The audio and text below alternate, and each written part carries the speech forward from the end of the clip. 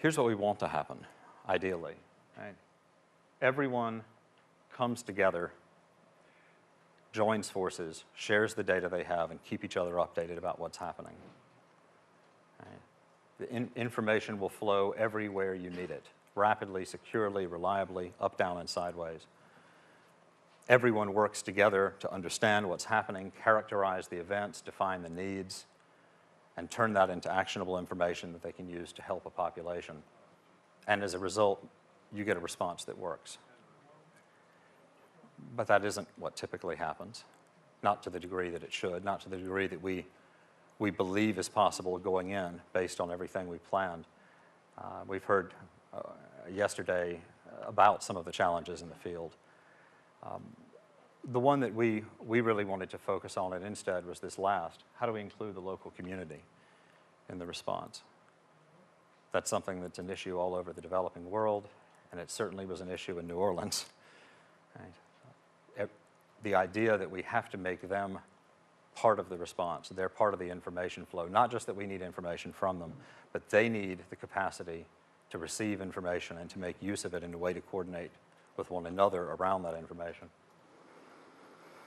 So what we've been working on is 3 tools. Essentially, a tool for sharing information across organizational boundaries between different systems, devices, and applications. A technology that lets you interact with your mobile teams in the field, let them interact with each other and with you, whether they're using a mobile device or whether you're logged in through a browser looking at a map.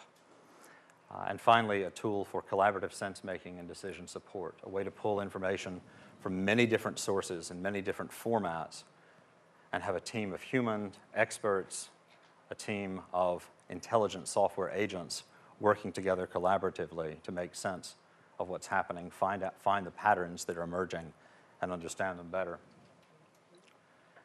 The first tool we have here is just entering into closed beta now. If you're interested in participating in the beta, please let me know. Will be in general availability in a few months.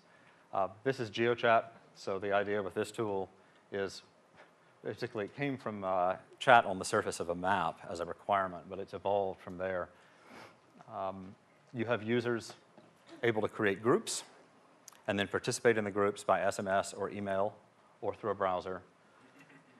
Location information in the messages is extracted automatically. So if I send a text message with my address or the name of a village or a latitude and longitude, that will be extracted from the message, and a dot will appear on the map where I am.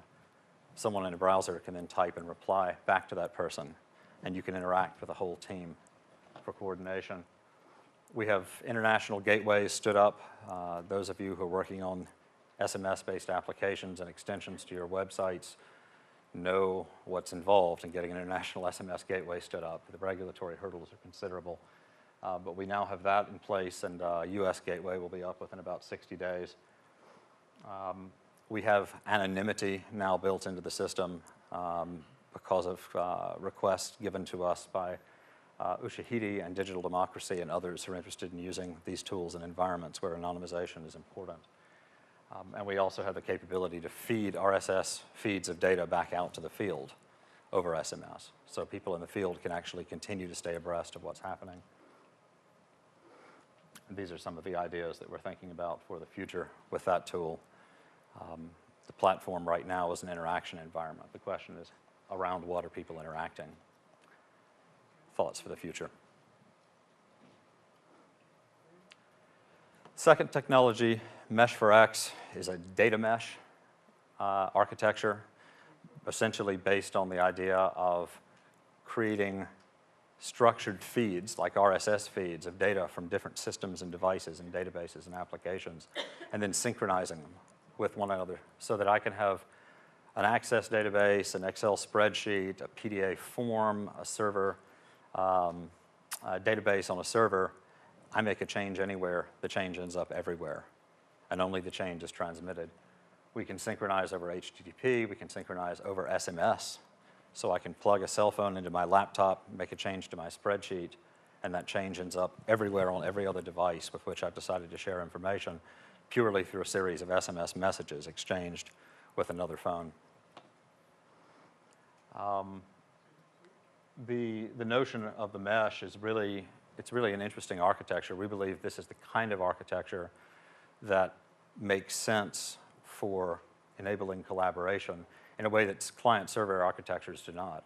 If you have a number of different organizations who want to work together, there's some negotiation. Information is power. They want to be able to feel like they have a stake and some ownership. And yet one organization is hosting a server and they're giving everyone else passwords. That's not equal. That's not neutral ground. In a mesh where everyone has a copy of the data, it's neutral ground. We think that architecture makes a great deal of sense. And just because of the way a mesh works, it allows you to work disconnected. So in environments where you have to work offline, you can keep doing that. The last tool I want to mention is Evolve. This technology is also now just entering into beta.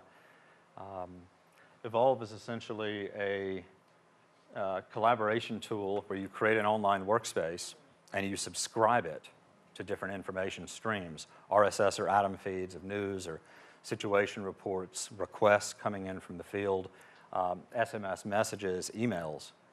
And as all this information streams in, you and your colleagues are able to interact around that information, tagging it, annotating it, linking it, forming hypotheses, and at the same time, automatic analysis is running. So it's extracting the locations and putting them on a map from the information that comes in.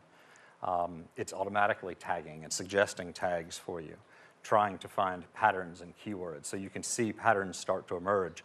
The idea is picking out these jigsaw puzzle pieces until you have enough of a pattern that you can decide collectively as a team what the needs are and how to respond.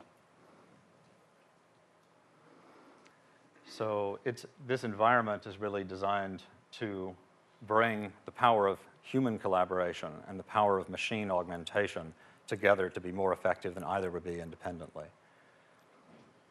And it's a fully extensible system. Everything we build is free and open source, so you can plug in your own data, your own code, build your own modules, and extend the system as you need to. Thank you very much. I'd like to